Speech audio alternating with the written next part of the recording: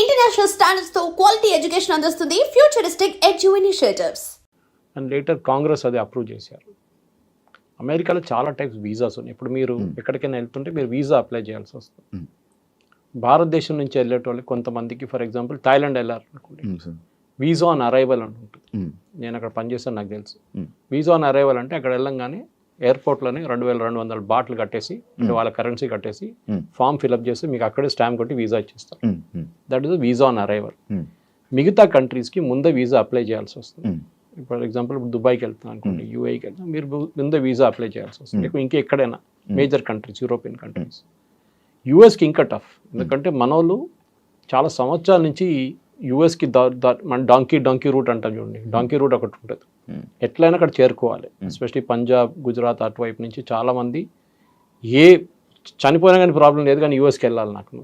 40 లక్షలు 50 లక్షలు ఏజెంట్లకు ఇచ్చి వాడు ఎక్వెడార్ నుంచి కొలంబియా తీసుకెళ్ళి, కొలంబియా నుంచి మెక్సికో తీసుకొచ్చి, మెక్సికో నుంచి గోడ దుంకి అటువైపు యూఎస్కి వెళ్ళాలనుకోండి. అక్కడ వెళ్ళగానే వాడు మాయమైపోతాడు, క్రౌడ్లో చేరిపోతాడు.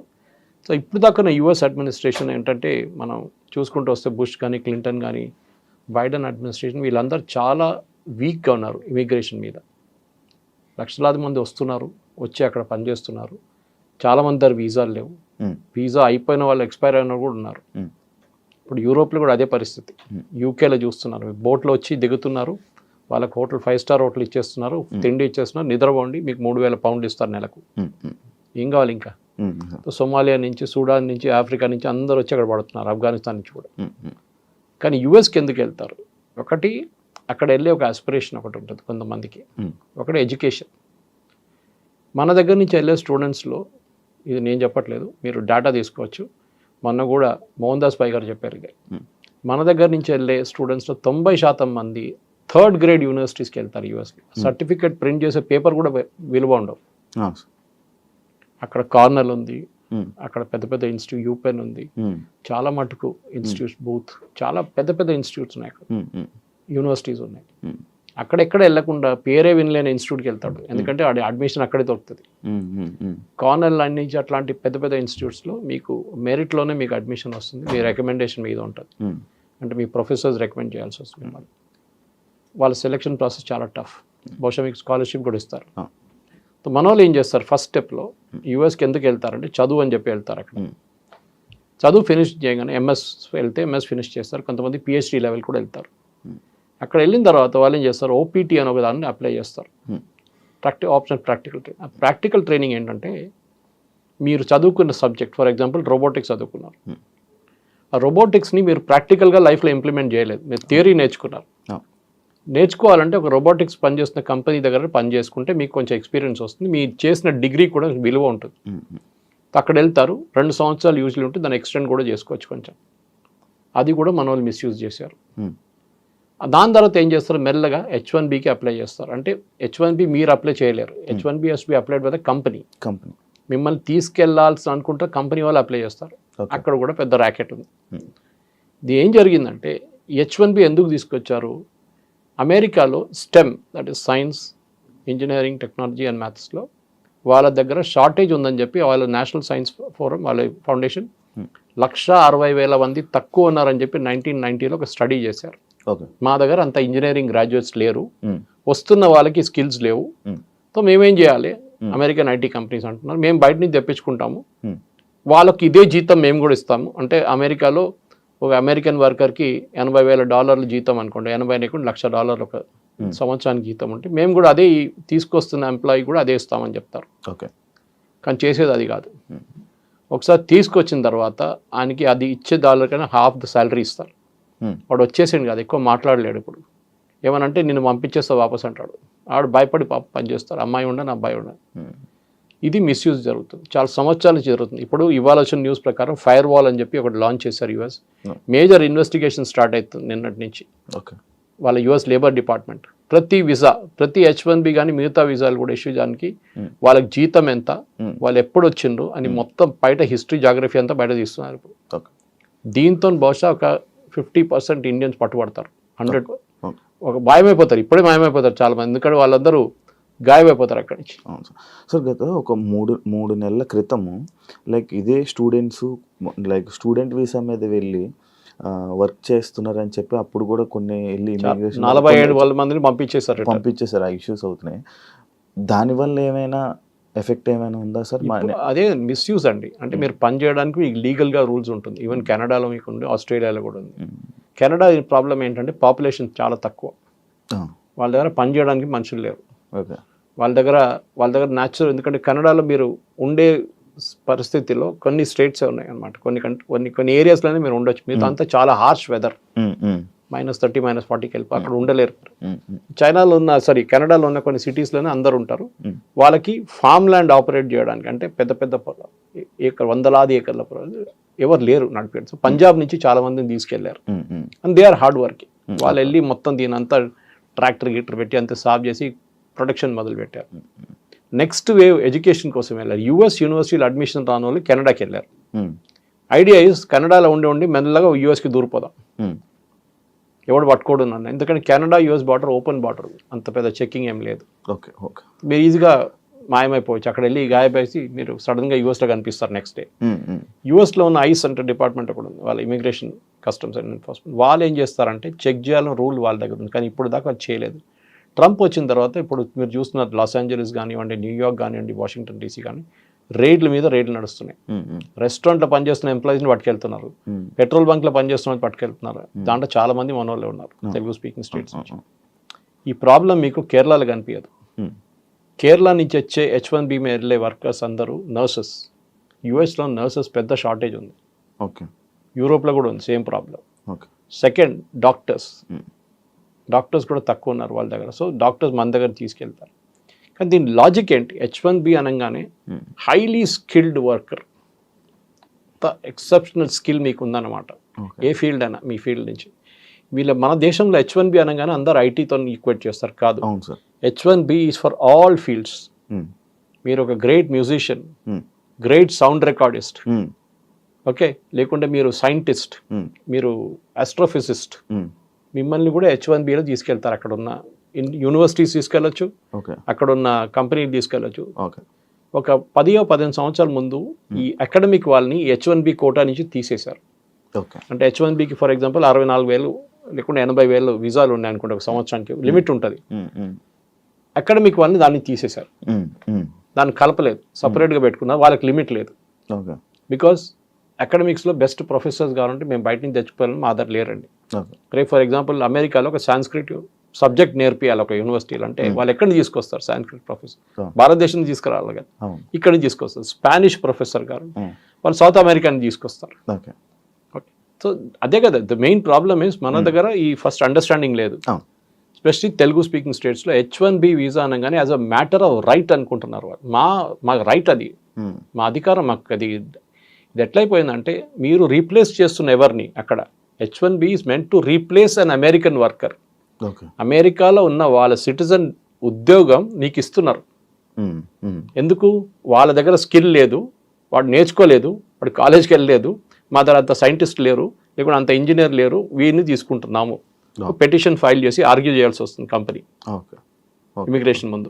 నేను ఎందుకు తీసుకొస్తున్నా అంటే ఒక లీగల్ కేసు లాగా ఆర్గ్యూ చేయాలి. చూడండి ఈయన క్వాలిఫికేషన్ ఇంత, ఇదంతా ఆయన ఇది చేస్తున్నాడు, అది చేస్తున్నాడు చెప్పి ఆర్గ్యూ లాస్ట్ వాళ్ళు కన్విన్స్ అయితే మీకు H1B ఇస్తారు. ఓకే సార్, ఇప్పుడు H1B వీసా $1 lakh పెట్టడానికి రీజన్ ఏంటి సార్?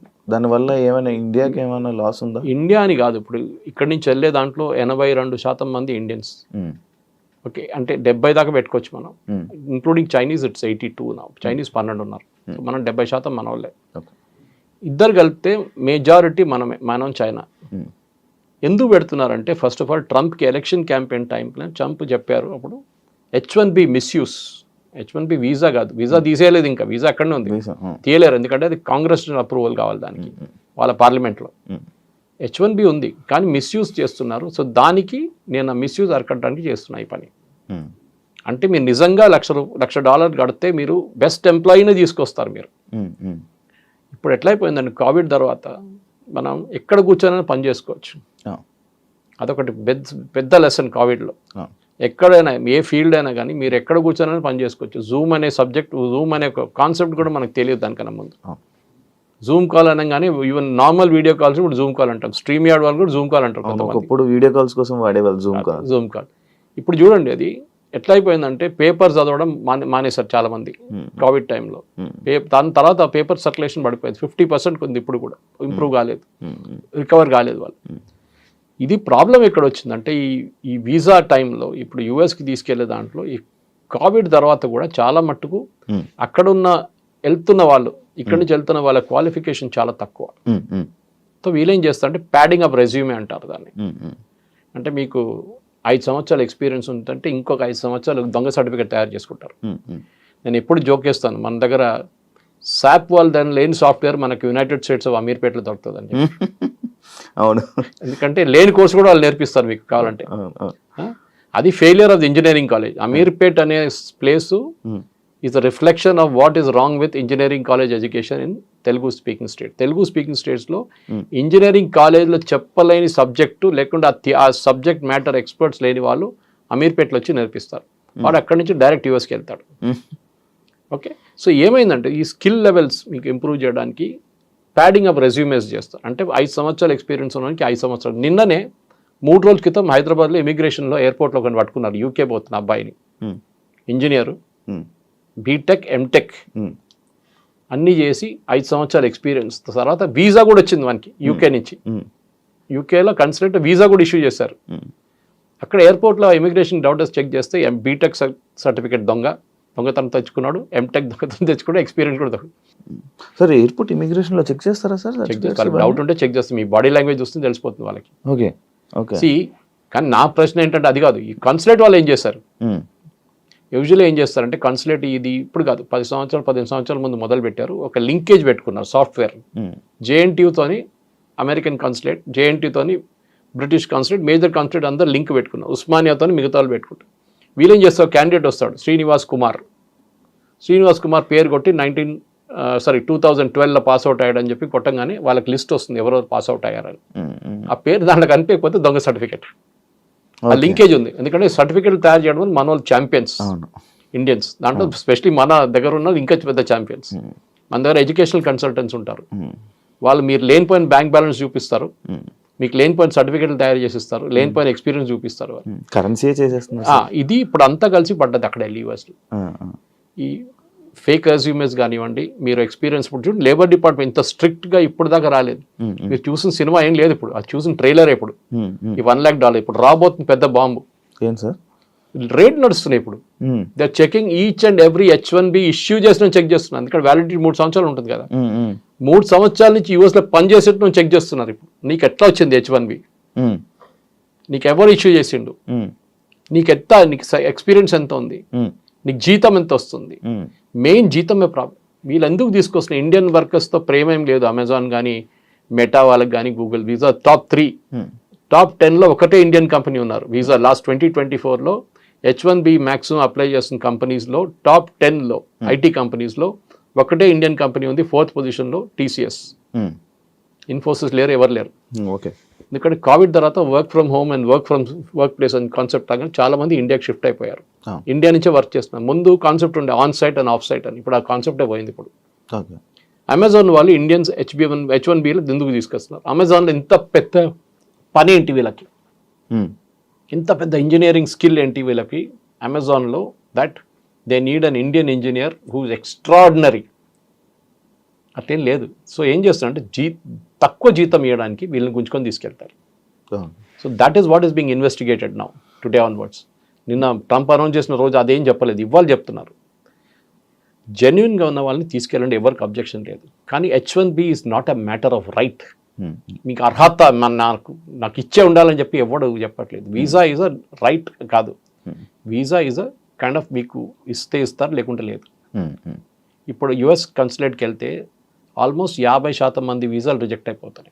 అవును సార్, యాక్చువల్లీ అదే పాయింట్ సార్. ఎందుకంటే రీసెంట్ టైమ్స్లో కొంతమంది దగ్గర నేను విన్నది ఏంటంటే, అంటే వాళ్ళ ఫ్యామిలీనే అక్కడికి తీసుకొని వెళ్ళడం కోసమని వీసా ఇంటర్వ్యూస్ కానీ వెళ్తుంటే వాళ్ళు మొత్తం అందరివి రిజెక్ట్ అయిపోయాయంట. అంటే నార్మల్ వీసాస్ కూడా రిజెక్ట్ అవ్వడానికి రీజన్ ఉందా? ఇంకా వాళ్ళు డౌట్ వస్తుంది, నువ్వు ఎందుకు వెళ్తున్నావు యూఎస్కి అని అడుగుతారు. ఫస్ట్ నేను చదవడానికి వెళ్తున్నా అంటాడు. మీ ఇక్కడ ఎవరో ఉన్నారంటారు, అమ్మ నాన్న ఉన్నారు, పెళ్లి చేసుకున్న తర్వాత నువ్వు చదువుకు వెళ్తున్నావు. అచ్చా, దాని తర్వాత అక్కడ వెళ్ళినాక ఏం చేస్తావు, మీ వైఫ్కి వీసా అప్లై చేస్తావు, మీ పిల్లలకి వీసా అప్లై చేస్తావు, వాళ్ళని తీసుకెళ్తావు, మెల్లగా దూరిపోతే గ్రీన్ కార్డ్ కోసం ట్రై చేస్తావు, దానికి 16 సంవత్సరాలు వెయిటింగ్ లిస్ట్ ఉంది, అది ఇంకోటి. దాని తర్వాత citizenship next. Green card citizenship కాదు. Lot of people mistake green card green card అంటే చాలా green card is green card, it is not a US citizen. అది ఇంకో స్టెప్ ఉంటుంది యుఎస్ సిటిజన్షిప్కి.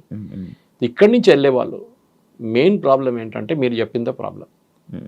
అమెరికాలో వాళ్ళు ఏమంటున్నారు, మీరు చదువుకోవడానికి రాండి, నో ప్రాబ్లం, చదువుకోండి, ఇక్కడ వచ్చి మాకు ట్యూషన్ ఫీజు వస్తుంది, మా కాలేజీలో కొంచెం 50% అయినా మాకు ఫండింగ్ మీ దగ్గర నుంచి వస్తుంది. కెనడాలో ఫర్ ఎగ్జాంపుల్ మనం ఖర్చు చేస్తుంది కెనడియన్ కాలేజెస్లో ఒక 30 నుంచి 40 కెనడియన్ కాలేజెస్ నడిపిస్తుంది ఇండియన్ స్టూడెంట్స్ ఫీజ్. ఎందుకంటే కెనడియన్ స్టూడెంట్స్కి ఫ్రీ, వాళ్ళకి ఫ్రీ ఎడ్యుకేషన్ ఇవ్వాలంటే ఇండియన్ స్టూడెంట్స్ కట్టిన ఫీ నుంచి వాళ్ళకి ఫ్రీ ఇస్తారు. రాకపోతే ఏం చేస్తారు, మొత్తం కాలేజ్ మునిగిపోతుంది. అదే నడుస్తుంది ఇప్పుడు కెనడాలో కూడా.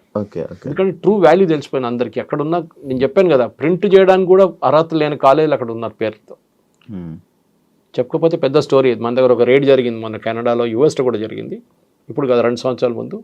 ఆ యూనివర్సిటీ లేదంట, పేపర్లోనే లేవు. ఆ పేపర్ ఇచ్చిండు, సర్టిఫికేట్ ఇచ్చిండు, వీసా ఇచ్చేసిండు, అన్నీ తీసుకెళ్ళి ఇక్కడ కోర్సు కూడా కంప్లీట్ చేసిన యూనివర్సిటీ లేదు అసలు. ఒక ఆడిటోరియం ఉందంట, ఆడిటోరియం అందరు తీసుకెళ్ళి కూర్చోబెడతారంటే ఒకడు వచ్చి ఆ గంట సేపు చెప్పేసి వెళ్ళిపోతారు, అయిపోయింది ఆ రోజు క్లాస్. ఇట్లాంటి ఫ్రాడ్ నడుస్తుంది. ఎందుకంటే అట్లా చాలా ఉన్నాయి ఇట్లాంటివి. సో ఇప్పుడు యుఎస్ గవర్నమెంట్ ట్రంప్ని తప్పుపట్టలేమండి. నేను మళ్ళీ అదే సబ్జెక్ట్కి వస్తున్నాను. బంగ్లాదేశ్ వచ్చి ఇండియాలో వచ్చి మీ ఉద్యోగం తీసుకెళ్తే మీకు ఎట్లా ఉంటుంది? అదే కదా మనం అప్పుడు అంటున్నాం, బంగ్లాదేశ్ని పంపించండి, రోహింగ్యాలను ఇక్కడ ఏం చేస్తున్నాం వాళ్ళు పంపించండి అని. మా ఉద్యోగం వాళ్ళు తీసుకెళ్ళిపోతున్నారు అని. కరెక్ట్, కొట్టాల్సింది వాళ్ళు పంపించారు, కానీ మన వాళ్ళని కొట్టారని చెప్పట్లేదు నేను. నేనే అంటున్నా అంటే మీరు లీగల్గా వెళ్తే ప్రాబ్లం లేదు. 10 మందిలో 5 మంది లీగల్గా వెళ్తే 5 మంది ఇల్లీగల్గా వెళ్తున్నప్పుడు ఈ 10 మంది పేరు కూడా ఖరాబ్ అయిపోతుంది అంత. సార్ అంటే అందరు బ్లాక్ మార్క్ అయిపోతారు. సార్ అంటే మన ఇండియాలో ఉన్న కొంతమంది ఏమనుకుంటున్నారంటే ఈ బ్రిక్స్ నోట్ అని కొత్తగా ఈ మధ్య వస్తుంది కదా సార్, ఆ నోట్ వల్లనే ఇవన్నీ ట్రంప్ కావాలని మన ఇండియా మీద కక్షపాతంతో చేస్తున్నాడని చెప్పి BRICS note first of all లేదు. ఏంటి బ్రిక్స్ నోట్ అని ఏ నోట్ లేదు. అది ఏంటి సార్ మరి? బ్రిక్స్ వాళ్ళ ఇంటర్ కరెన్సీ ఎక్స్చేంజ్ కోసం భారతదేశం బ్రెజిల్తో ట్రేడ్ చేసుకోవడానికి డాలర్ కాకుండా మనం ఇంకే కరెన్సీ వాడుకోవచ్చు. ఫర్ ఎగ్జాంపుల్ రష్యాతో మనం ట్రేడ్ చేస్తున్నాడు, రష్యా స్విఫ్ట్ సిస్టమ్ అనే ఒక ఇంటర్నేషనల్ సిస్టమ్. మీరు ఇప్పుడు ఒక ఇంటర్ కంట్రీ ట్రాన్స్ఫర్ చేస్తే ఇక్కడ నుంచి మీరు యూఎస్కి వచ్చి డబ్బులు పంపిస్తున్నారు, మీ తమ్ముడు అక్కడ చదువుకుంటున్నాడు, మీరు ఆయన ఫీజు ఇక్కడి నుంచి పంపిస్తున్నారు, మీరు బ్యాంక్కి వెళ్ళి డబ్బులు కట్టి వాళ్ళ బ్యాంక్కి ట్రాన్స్ఫర్ చేస్తారు. ఆ వర్క్ చేస్తున్న సిస్టమ్ పేరు స్విఫ్ట్ ఇంటర్నేషనల్ సిస్టమ్. రష్యాని బ్యాన్ చేసి పడేశారు దాని నుంచి, ఎందుకంటే యుక్రెయిన్ వార్ స్టార్ట్ చేయగానే. ఇప్పుడు రష్యా డబ్బులు మనం రష్యాకి ట్రాన్స్ఫర్ చేయలేము. మనం ఏం చేస్తాం, సరే మేము రూపీలో పే చేస్తాం మీకన్నా, డైరెక్ట్ బ్యాంక్ ట్రాన్స్ఫర్ రూపీ నుంచి మా స్టేట్ బ్యాంక్ నుంచి మీ రష్యన్ బ్యాంక్కి ఇచ్చేస్తారు. కానీ రూపీ, డాలర్ కదా, డాలర్ కాగానే స్విఫ్ట్ నుంచి వెళ్ళాల్సి వస్తుంది. అవునవును, స్విఫ్ట్ నెంబర్ అనేది స్విఫ్ట్ SWIFT అని ఉంటుంది, ఆ నెంబర్ లేదు ఇప్పుడు రష్యా. సో మనం ఏం చేస్తాం trade. So BRICS is that only. BRICS ఏమన్నా ఆల్టర్నేటివ్ కరెన్సీ కాదు, ఏదో కొత్త కరెన్సీ యూరో తీసుకురావట్లేదు ఇక్కడ. We're trying to kind of evolve a different system. For example మనం ఇరాన్తో ట్రేడ్, ఇప్పుడు ఇరాన్ లేదనుకోండి ఇది బ్రిక్స్లో, కానీ చెప్తున్నా ఇరాన్తో మనం ఫస్ట్ ఆయిల్ ట్రేడ్ చేసినప్పుడు అమెరికా వాళ్ళు బ్యాన్ పెట్టినప్పుడు న్యూక్లియర్ డీల్తో ఏం జరిగిందంటే ఇరాన్ ఏమన్నారు, ఫస్ట్ వాళ్ళ లోకల్ కరెన్సీలో మనం ఇచ్చేస్తే చాలన్నారు, మనం ఇచ్చాం. దాని తర్వాత మనం చెప్పాం అది కూడా చేయలేము, యూఎస్ చాలా ప్రెషర్ పెడుతున్నా అంటే ఒక పని చేయండి, మాకు బియ్యం కావాలి, మాకు ఇన్ని టన్స్ మిలియన్ టన్స్ బియ్యం కావాలి, మీ దగ్గర ఆ బియ్యం మాకు ఇచ్చేసేయండి, మేము మీకు ఆయిల్ ఇచ్చేస్తాం. బార్టర్ ట్రేడ్ అంటాం అన్న, పాత సిస్టమ్లు అట్లనే ఉండే, మీరు అది ఇచ్చి మీరు తీసుకు. సో ఈ బ్రిక్స్తో దీనికి సంబంధం లేదు.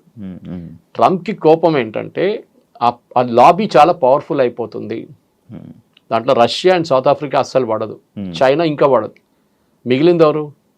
ఇండియా కదా. ఇండియా మీద టార్గెట్ చేస్తారు.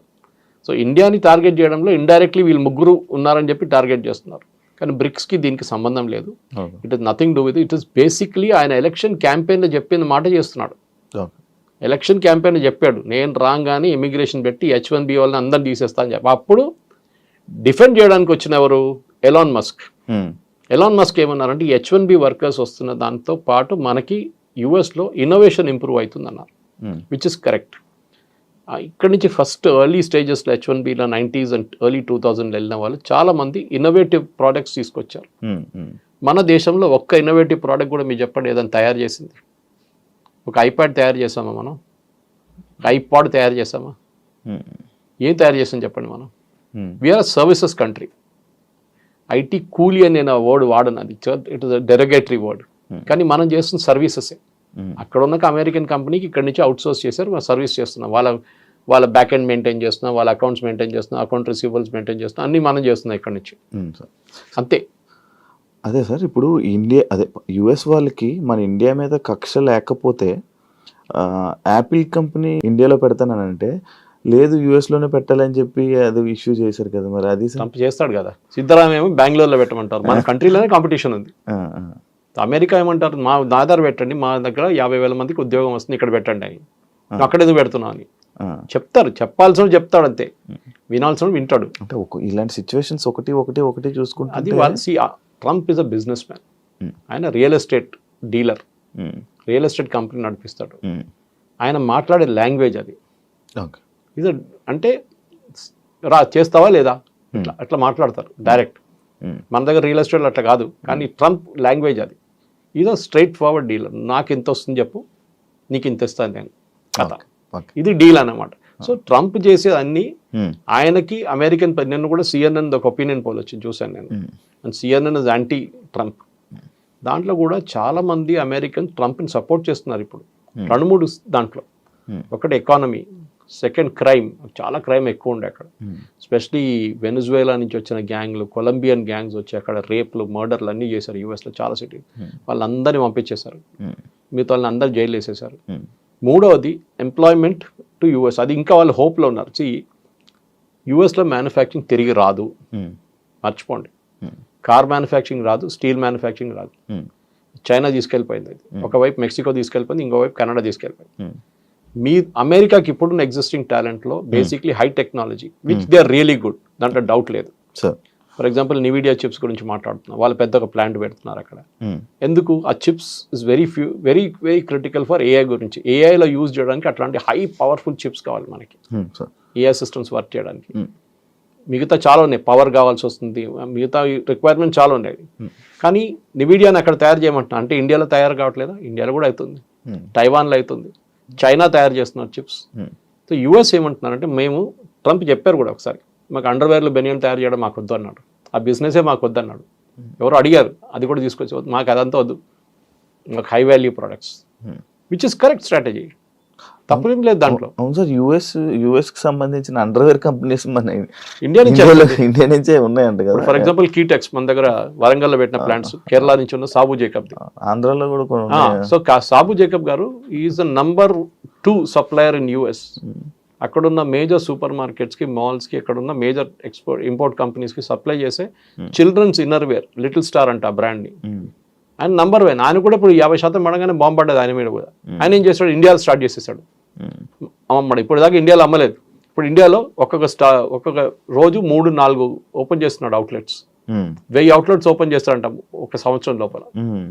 నేను అదే టర్న్ ఓవర్ ఇండియాలో చేసుకుంటా అంటున్నాడు ఆయన. సో ఎక్స్పోర్ట్ బ్యాన్తో సంబంధం లేదు. మన దగ్గర ఏం ప్రాబ్లం ఎక్కడ వచ్చిందంటే, మనం చాలా మటుకు యూఎస్ మీద డిపెండెంట్ అయిపోయాం. సార్ అదే యాక్చువల్లీ మన ఇండియన్స్ మొత్తం యూఎస్ మీద డిపెండ్ అయిపోయారా? ఇప్పుడు నిన్న అశ్విని వైష్ణవ్ గారు ఒక స్టేట్మెంట్ ఇచ్చారు, I'm shifting to Zoho software అన్నారు. Zoho is a pure home bound software, తమిళనాడులో ఏదో విలేజ్లో తయారు చేసిన సాఫ్ట్వేర్. అండ్ శ్రీధర్ వెంబు, జోహో కార్పొరేషన్, ఆయన చాలా పెద్ద స్టేట్మెంట్ అది. ఎందుకంటే మోదీ గారు బై ఇండియా అని చెప్పి, మేడ్ ఇన్ ఇండియా ప్రోడక్ట్ కొనండి అని చెప్పి మొన్న నేషన్ అడ్రస్ చేశారు. మేడ్ ఇన్ ఇండియా ప్రోడక్ట్ అంటే ఇండియాలో తయారు చేసిన వస్తువులు కొనాలి, కరెక్ట్ అది. కానీ మీకు ఎట్లా తెలుసు అండి, Pepsi is a made in India product or American product? American product కాదు, ఇండియాలో తయారు చేస్తున్నారు. పెప్సీ సార్ ఇండియాలో తయారు చేస్తారు, brand name is US brand name, తయారు చేసిన ఇండియన్ కంపెనీ పెప్సీ ఇండియా. దాని నుంచి ఒక 2% రాయల్టీ ఇస్తారు యూఎస్కి. ఇక్కడ నుంచి డబ్బులు అక్కడ తీసుకెళ్ళట్లేదు, డబ్బులు ఇక్కడే ఉంటుంది. మీరు మెక్డానల్డ్స్ ఉంది, మెక్డానల్డ్స్ ఎవరు? ఇండియన్ కంపెనీ నడిపిస్తున్నారు, వాళ్ళ బ్రాండ్ వాడుకుంటున్నారు. అట్లా చాలా ఉన్నాయి అట్లాంటి. సో మేడ్ ఇన్ ఇండియా అనగానే మీరు అంతా యూఎస్. ఎవడో వెళ్ళినాడు, అరే కేఎఫ్సీ మీద వెళ్ళి రాళ్ళు విస్తరదాం అనేది పిచ్చోళ్ళు. KFC is again run by an Indian company. So వాళ్ళ బ్రాండ్ యూజ్ చేస్తున్నారు అంతే. సో మీరు దానంటే పడక్కర్లేదు. మేడ్ ఇన్ ఇండియా అనగానే డెఫినెట్లీ మనం చాలా ప్రోడక్ట్స్, ఫర్ ఎగ్జాంపుల్ యాపిల్ వస్తుందండి, కెనడా నుంచి వస్తుంది, మీరు చూసుంటారు సూపర్ మార్కెట్లలో. మనం వెళ్ళి కొలుతారు ఏంటంటే, మేడ్ అది ఫ్రమ్ కెనడా అని రాస్తుంది. మా ఇంటికి వెళ్ళి ఆ స్టిక్కర్తో సహా మా టేబుల్ మీద పెడతాను. మామూలు ఇంటికి ఎవరైనా వస్తే అది చూస్తారు, కెనడా నుంచి యాపిల్ తీసుకొచ్చాడు ఇలా. ఒక ఈగో ఇష్యూ ఉంది మనకి ముందు 90s 2000లో బయట నుంచి ప్రోడక్ట్స్ చాలా తీసుకొస్తున్నాయి. మేము కేరళ నుంచి, నేను మా దగ్గర దుబాయ్ నుంచి ఎవరైనా వస్తే ఆ టైంలో 80s, 90s, 90s నేను చిన్నపిల్లలప్పుడు స్కూల్ నుంచి కాలేజ్ బయటకు వచ్చిన టైంలో ఏం చేస్తామంటే వాడు పర్ఫ్యూమ్లు ఒక పెద్ద డబ్బా తీసుకొస్తాడు. అక్కడ ఏం పని చేస్తాడో అడగాడు. పాపం వాడు ఏదో కష్టపడి ఎక్కడో పని చేస్తుంటాడు, హోటల్లోనో ప్లేట్ వాషింగ్లోనో ఏదో చేస్తుంటాడు. అదంతా ఇడిసేసి ఆయన వస్తున్నాడు పర్ఫ్యూమ్లు ఒక 10 బాటిళ్ళు, 10 టీ-షర్ట్లు, 10 షార్ట్స్, ఇదన్నీ తీసుకొచ్చి అందరికి పంచి పెడతాడు. సో మనం అనుకుంటాం అరే ఇదంతా చాలా ఇదని. ఇప్పుడు ఎవడైనా వస్తున్నాయి అక్కడ ఏం తీసుకురాడు. ఇప్పుడు ఇండియాలోనే ఉంది దానికన్నా ఎక్కువ. So we are making our own products in India. మనం రాకెట్లు తయారు చేస్తున్నాం, మనం శాటిలైట్స్ తయారు చేస్తున్నాం, we are making our own car. మనం ఏం చేయట్లేదు చెప్పండి. ఇప్పుడు డ్రోన్స్ తయారు చేస్తున్నాం, we are making everything ourselves. So made in India ఫిలాసఫీలోనే మీరు చాలా మటుకు యుఎస్ మీద డిపెండ్ కాక్కర్లేదు. కానీ ఎప్పుడు కూడా మనకు ప్రాబ్లమ్స్ ఉన్నాయి. ఫర్ ఎగ్జాంపుల్ మన దగ్గర కమర్షియల్ ఎయిర్క్రాఫ్ట్ బోయింగ్ అని ఎయిర్బస్ మీద డిపెండ్ అవుతున్నాం. మన దగ్గర ఇంకా ప్రొడక్షన్ కాలేదు. చైనా స్టార్ట్ చేసేసారు ఇప్పుడు. అది పెద్ద ప్రాజెక్ట్. అది ఇప్పుడు కాదు, నెక్స్ట్ 50 సంవత్సరాలు కూడా కాదు అది. ఎందుకంటే మన దగ్గర వాల్యూమ్ ఉండదు. మనం ఎంత 300 ఎయిర్క్రాఫ్ట్ కొంటాం ఒక సంవత్సరానికి కావాలంటే, అది కూడా మ్యాక్సిమం. ఆ వాల్యూమ్తో సస్టైన్ చేయలేము. టెక్నాలజీ వేరే అది. కానీ ఫైటర్ ఎయిర్క్రాఫ్ట్ చూడండి, తేజస్ కానివ్వండి, నెక్స్ట్ జనరల్ యాక్మా తీసుకొస్తున్నాం. దానికి సాఫ్రాన్ ఇంజిన్ ఫ్రాన్స్ తీసుకొచ్చి మనం హైదరాబాద్లోనే తయారు చేస్తున్నాం దాన్ని. ఈవెన్ నెక్స్ట్ రఫేల్ మోడల్, రఫేల్లో మొత్తం ఫ్యూసిలాజ్ హైదరాబాద్ తయారవుతుంది టాటా కంపెనీతో. సో మనం చాలా మటుకు మేడ్ ఇన్ ఇండియా చేస్తున్నాం. కానీ యుఎస్ మీద డిపెండెన్సీ, యుఎస్ ఏమైపోయిందంటే లోకంలో పోలీస్ మ్యాన్ అని ఫస్ట్ చెప్పారు. ఆఫ్ఘనిస్తాన్కి ఎందుకు వెళ్ళారు, సిరియాకి ఎందుకు వెళ్ళారు, సొమాలియాకి వెళ్ళి అక్కడ గొడవ. ఇక్కడ పోయిన అమెరికా ఏ దేశంలో పోయినా కానీ వాళ్ళు మొత్తం ధ్వంసం చేసే బయటకు వచ్చారు. మీరు ఆఫ్ఘనిస్తాన్ తీసుకోండి, ఇరాక్ తీసుకోండి, you go to Syria, Lebanon, ఎక్కడ వెళ్ళినా కానీ, వియట్నాంతో స్టార్ట్ అయింది అమెరికా డిజాస్టర్. ఒక్క మాట కూడా అమెరికా ఒక్కటే చాలా కేర్ఫుల్ ఉంటారు. వాళ్ళ సాయిల్ మీద కొట్లాడరు, ఎప్పుడు యుద్ధం ఉండదు. రెండోసార్లు వాళ్ళ మీద యుద్ధం అని చెప్పలేం, అటాక్ జరిగింది. ఒకటి పర్ల్ హార్బర్లో జాపనీస్ అటాక్ చేశారు. నెక్స్ట్ 9/11లో ప్లేన్ తీసుకొచ్చి ట్విన్ టవర్స్ మీద కొట్టారు. Only twice. అది కాకుండా ఎప్పుడైనా అమెరికా ఇంకొక దేశంలో వెళ్ళి అక్కడ కొట్లాడి మొత్తం అక్కడ ధ్వంసం చేసి బయటకు వచ్చేస్తారు. వియట్నాంతో Vietnam was big disaster. So అట్లాంటి లెసన్స్ మనం నేర్చుకోవాలి. అమెరికాకి ఏంటంటే వాళ్ళ సెల్ఫిష్ ఇంట్రెస్ట్ వాళ్ళు చూసుకుంటున్నారు. మోదీ గారు వెళ్ళి రేపు నేను బంగ్లాదేశ్ వాళ్ళకి ఉద్యోగం ఇస్తా అంటే మోదీ గారిని రేపు తీసి కింద పడేస్తారు ఇక్కడ ఉన్న ప్రజలు. మాకు ఉద్యోగం కావాలి, బంగ్లాదేశ్ వాళ్ళకి వద్దు అని చెప్పేసి అదే పాలసీ ఆయన ఫాలో చేస్తున్నాడు. He's catering to his constituency. ఆయన ఓటర్ల కోసం ఆయన ఏమైనా చేస్తాడు. సార్ మన ఇండియాలో ఎక్కువగా మన తెలుగు వాళ్ళు అంటే నువ్వు ఒక బీటెక్ కంప్లీట్ చేసావు, నువ్వు ఒక ఇంజనీరింగ్ అయిపోయిందంటే నువ్వు యుఎస్లో వెళ్ళిపోవాలి, లేకపోతే ఒక పెళ్లి సంబంధం ఏదైనా సెట్ అయితే యుఎస్ వర్క్ ఇచ్చి పెళ్లి చేయాలి అంటే ఇలాంటివి ఎక్కువ ఉండడం వల్ల యుఎస్ డిమాండ్ ఎక్కువ అయిపోయిందా? యుఎస్ అమెరికన్ డ్రీమ్ ఒకటి ఉంది, అది క్రాష్ అయిపోయింది కంప్లీట్గా. ఇప్పుడు ట్రంప్ వచ్చిన తర్వాత ఇంకా మొత్తం క్రాష్ అయిపోయింది, క్రాష్ ల్యాండింగ్ అయిపోయింది కంప్లీట్గా. ఫస్ట్ ఆఫ్ ఆల్ మనం ఏం చేస్తున్న పెద్ద తప్పు ఏంటంటే we should never antagonise American workers. అంటే అమెరికాలో ఉన్న వాళ్ళ వర్కర్స్ని మీరు పనికిరాదు, మీరు ఇంట్లో కూర్చోండి, మేము వచ్చాం మీ పని చేయడానికి అని చెప్పకూడదు. అది ఎప్పుడు చేయకూడదు. చేసాం మనం అది. ఇప్పుడు చూడండి, ఇవాళ as we speak department of labour ఒక ఇన్వెస్టిగేషన్ ఓపెన్ చేశారు, ప్రాజెక్ట్ ఫైర్ వాల్ అని చెప్పి యుఎస్లో. దాంట్లో labour secretary personally investigation order చేస్తున్నారు. ఇప్పుడు మీరు H1B మీద వచ్చిన వాళ్ళు ఆల్రెడీ యుఎస్లో ఉంటే వాళ్ళ మీద చర్యలు తీసుకుంటున్నారు. కొత్త వాళ్ళని మర్చిపోండి, $1,00,000 కొత్త వాళ్ళకి, కొత్త వీసాకి. అక్కడ ఉన్న వాళ్ళ మీద ఇన్వెస్టిగేషన్ మొదలు పెట్టారు. మీకు జీతం ఎంత, మీరు ఎప్పుడు వచ్చారు, మిమ్మల్ని ఎట్లా తీసుకున్నారు, మీరు రీప్లేస్ చేసిన అమెరికన్ వర్కర్కి టాలెంట్ ఉందా లేదా అని ఎట్లా చెక్ చేశారు, వానికి ఎగ్జామ్ పెట్టారా, మీకు కూడా ఎగ్జామ్ పెట్టారా? ఏం చేయలేదు. టెక్నికలీ మీరు ఒక అమెరికన్ వర్కర్ని రీప్లేస్ చేస్తే ఆయనకున్న స్కిల్ మీకున్న స్కిల్ ఎట్లా టెస్ట్ చేస్తారు. ఒక రూమ్లో 50 మంది H1B వర్కర్స్, 50 మంది అమెరికన్స్ పెట్టి టెస్ట్ పెడితే తెలిసిపోతే ఎవరికి ఎంత తెలుసు అనేది.